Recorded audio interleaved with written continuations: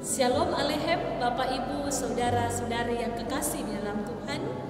Kita berjumpa lagi dalam siaran Kalimbuang Boba Jemaat Landraki Biringkanaya.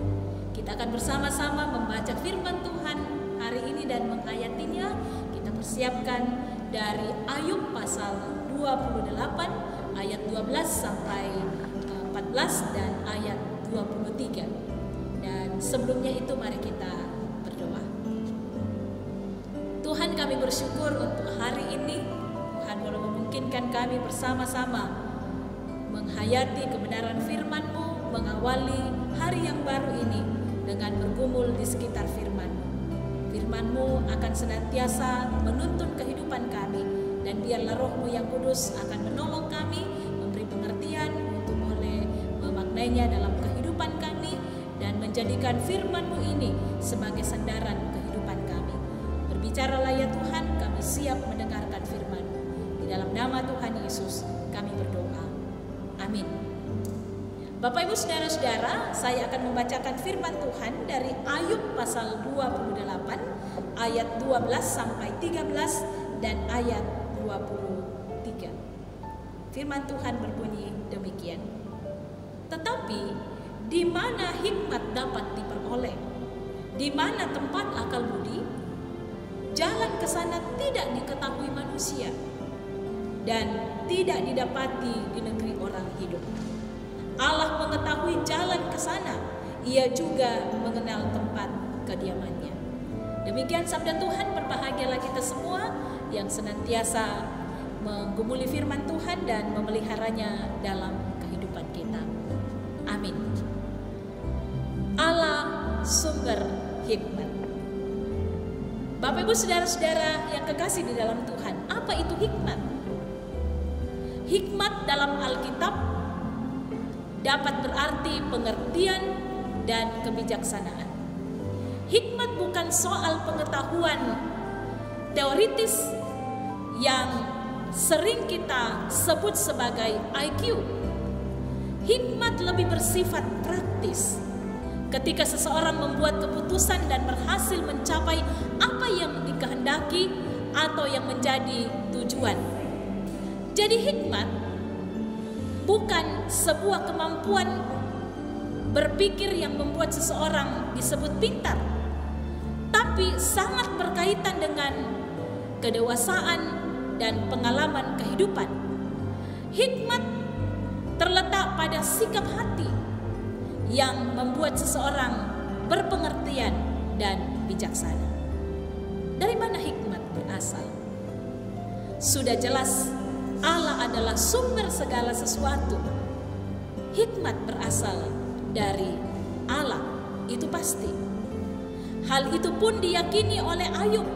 Dalam Ayub pasal 28 ayat 12 sampai 13 dan secara khusus di ayat 12, di situ pada mulanya Ayub mempertanyakan, di manakah hikmat dapat diperoleh?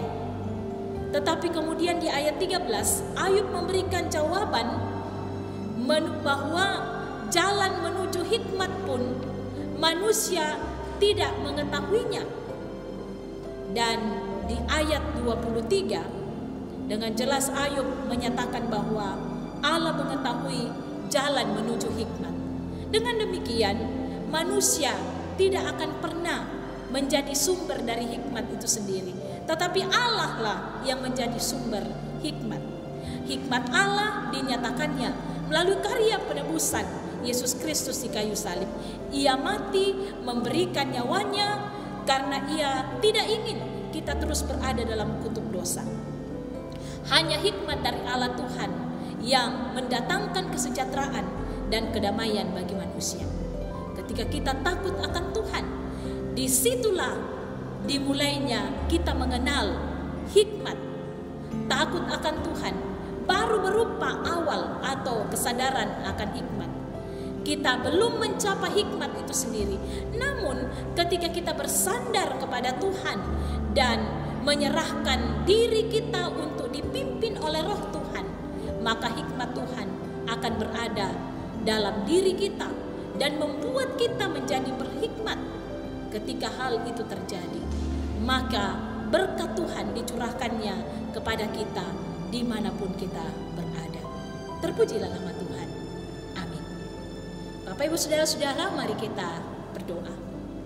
Terima kasih ya Tuhan untuk kesempatan yang Tuhan anugerahkan kepada kami, boleh menggumuli firman-Mu, dan lewat firman-Mu kami terus dimampukan untuk lebih menghayati bahwa Allah lah sebagai sumber hikmat.